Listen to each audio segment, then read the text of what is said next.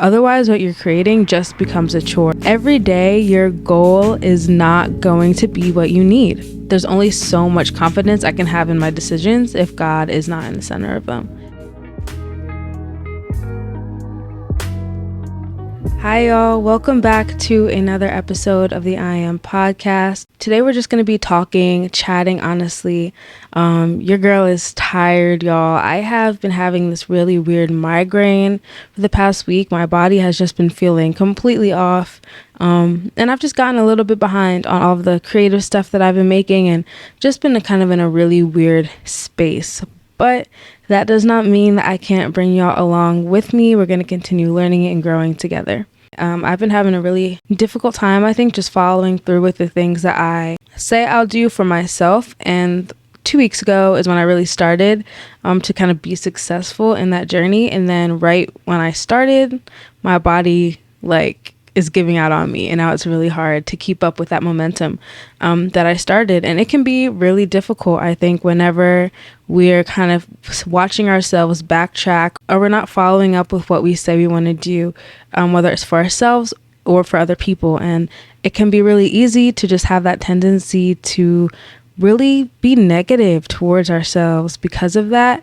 And I know that's something I have fallen into as well, but through having advice from other people, counseling, reading God's word, you kind of learn over time to see how that's not a good way to see ourselves, not a good way to treat ourselves, and some more appropriate responses to the pitfalls and the fallbacks that we do experience in life. I have 2 notebooks, 1 and 2, that I am going to be just getting some info from. I write everything. So as you're learning to be disciplined, it can be really easy to become very militant, just tough with yourself, no mercy kind of self-treatment. And over time, y'all, this is just not healthy, and it's really important to keep self-compassion, aka grace, for yourself. And a lot of this comes down to having flexibility with what you need. Every day, your goal is not going to be what you need. Every day, I don't need to be putting out a podcast. Sometimes I just need to sit with one of my friends and talk for a few hours, even if that means I'm behind on something else. Some days, that's what I need. And it's so good to have those goals in line, to keep those goals in view, but also just have that grace that some days that's just not what you need. And I think that's really important because it's good to separate your wants from your needs. Do I just want to sit and watch Netflix, or do I need to? Nah, girl, you just want to. But sometimes you need to take a nap. So keeping that in mind. With that, check in with yourself. I think on this journey to kind of growing and accomplishing goals, I found that I have a lot more freedom to create and to make things that I enjoy when I'm checking in with myself and being okay with where I'm at. Okay, my goal right now is to be consistent with this podcast.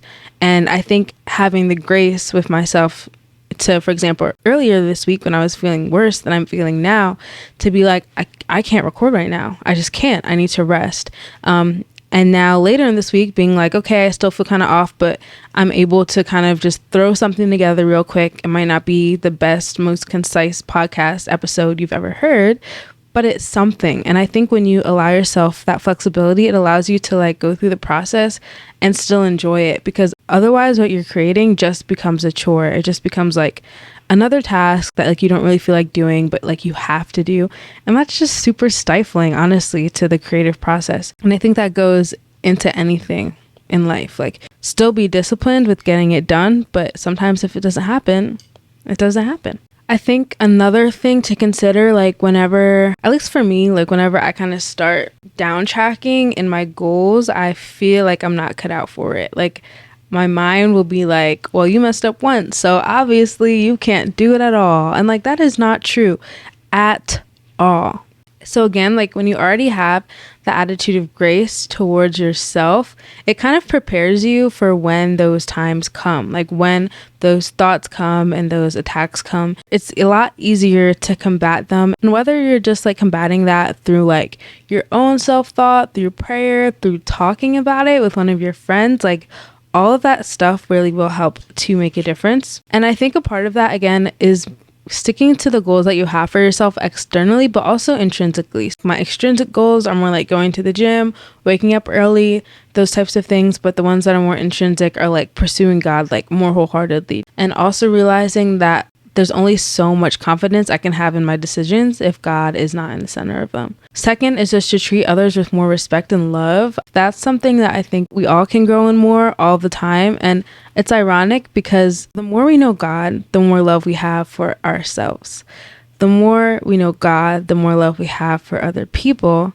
And the more we know God, the more we can love God back. And I think it's so beautiful because loving ourselves is showing love to God. Loving others is also showing love to God because we're obeying what He's called us to do. And so literally, like when this all comes back around, like from that Christian perspective, having this grace with yourself is also what we're called to do.